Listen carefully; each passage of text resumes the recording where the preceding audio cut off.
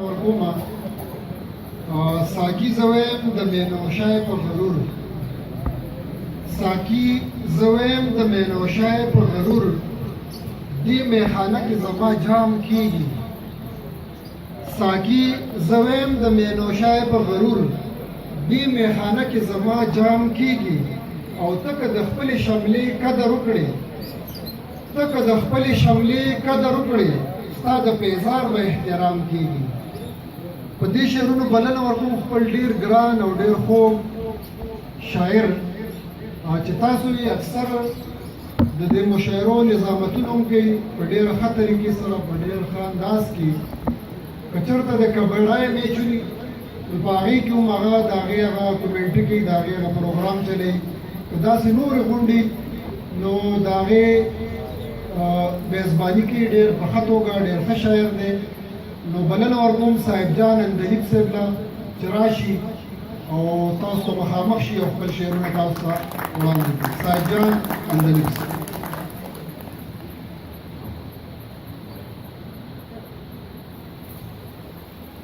شروع کوم د الله د لوی نوم نه چې بخونکی او مهربان دی د دې محفل ډېر محترم مشر نورلمین یوسفزی صاحب دراني صاحب او د هغه ملګري د قلم قبیلې شاعران ادیبان او د مانیری کلي ډېر درانه قربانه الله پاک دې د سرکار ماما مرحوم د ډیره ودان آباد لري چې موږ پکې د پښتو مشاعرې کوو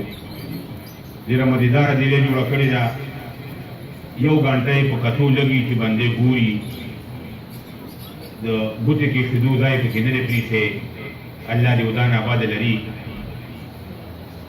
ډېره مزیداره مشاعره ده ناوخته شروع شوه او ملګري راځي ډېر ملګري دي هغوی به شعرونه وایي او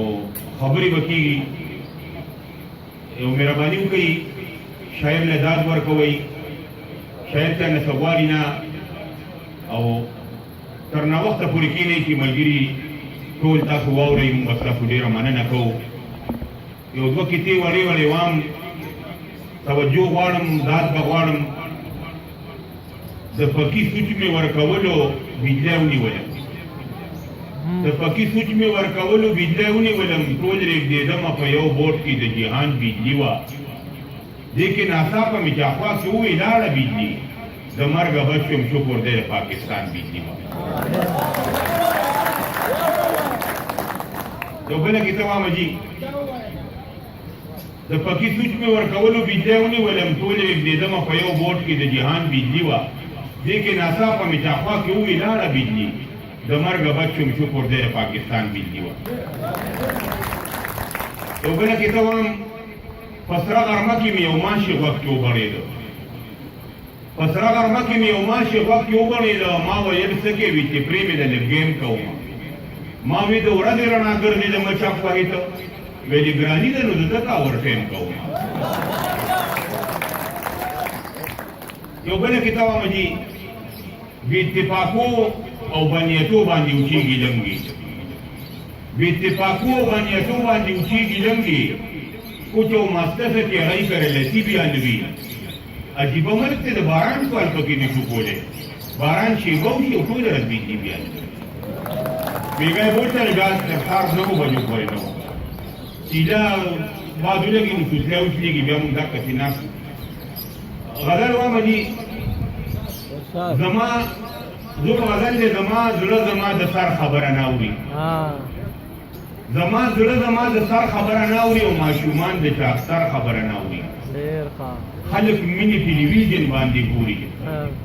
عاشقانو د ګودر خبره نه اوري او دا دنیا د ماړو ځای د غریب روغ دی دلته هېڅوک د نهار خبره نه اوري او زړه زما په دواړو غوږو باندې پوه شو دی ولاړ راته په ور خبره نه اوري او محبت خو د زړګي ګټلو نوم دی ګنې څوک به د دلبر خبره نه اوري او عمر ټول یې د ګلونو منځ کې تېر کړ اندلیب دی د ډنډر خبره نه اوري یو دوه څلور ټپې کومه جي د ټپو د ډیري نه یو څو ټپې تاسو ته وړاندې کوم داد به غواړم جي ما په کرکړو کې شریک کا ما په کرکړو کې شریک کا زیړې به زه خورم او سرې به تاله درکومه د جنازې مخکې مې مه ده د جنازې مخکې مې مه ده رستو راځه چې د سترګو وړاندې یمه او په مخ مې مه وهه خوږېږم په مخ مې مه وهه خوږېږم پوزه مې پرېږه چې په تا مینېدمه او زموږې ته ټیټ شه خارې ښکل کا رضا مې نه وه خو نصیب درکړې یمه او زمانه دواړه کاره نشي یا به مې چن کوم او یا به غاړې درکومه یو جان مننه جي